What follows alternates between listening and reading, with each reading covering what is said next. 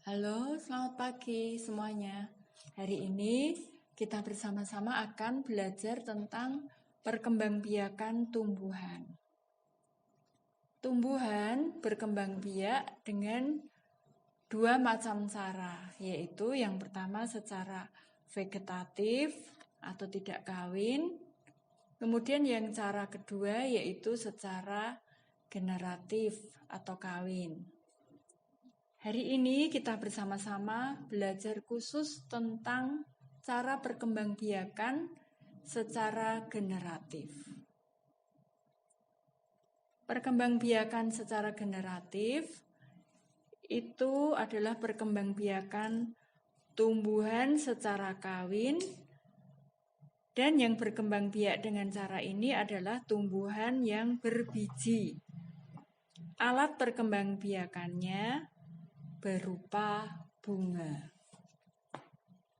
Jadi biji akan dihasilkan oleh bunga yang sebelumnya bunga akan mengalami penyerbukan, kemudian akan menjadi biji, dan dari biji inilah akan tumbuh menjadi tumbuhan baru. Dan kita akan belajar bagian-bagian bunga. Yang pertama adalah tangkai bunga. Tangkai bunga digunakan untuk menopang bunga. Kemudian bagian yang kedua yaitu dasar bunga, yaitu tempat melekatnya bunga.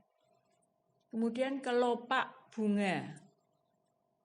Kelopak bunga ini fungsinya untuk menyelimuti mahkota bunga ketika masih kuncup.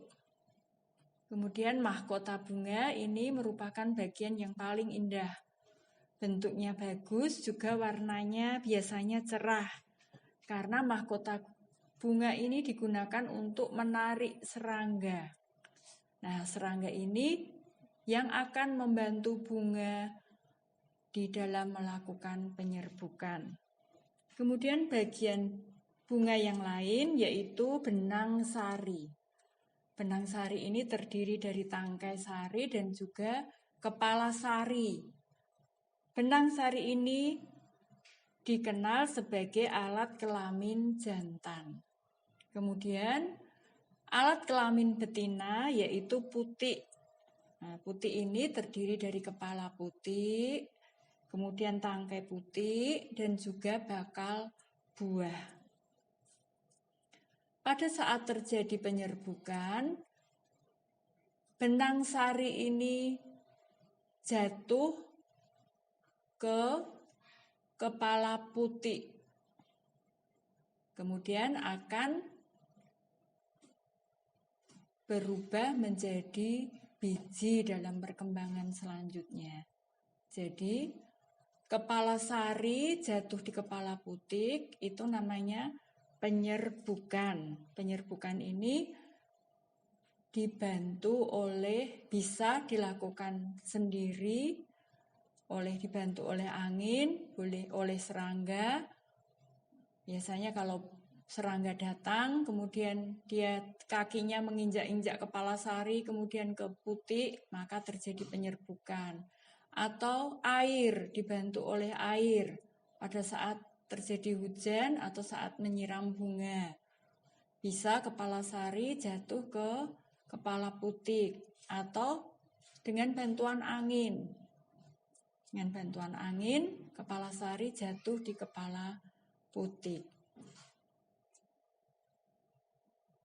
Macam-macam penyerbukan. Yang pertama itu penyerbukan di dalam tumbuhan terjadi dengan berbagai macam cara, yaitu penyerbukan sendiri apabila kepala putik dan benang sarinya berasal dari satu bunga.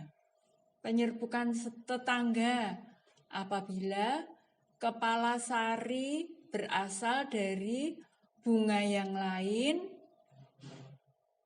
Kepala sari yang menyerbuki putik berasal dari bunga yang lain tetapi masih dalam satu pohon.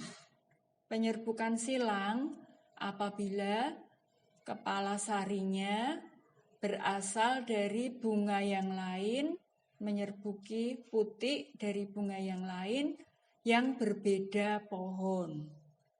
Kalau penyerbukan bastar itu berbeda spesies, berbeda pohon, berbeda jenis, berbeda varietas, bukan spesies.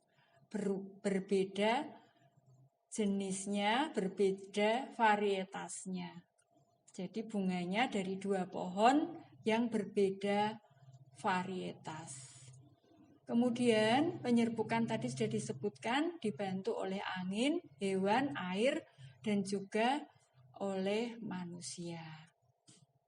Sampai sekian dulu kita belajar tentang penyerbukan bunga pada saat ini.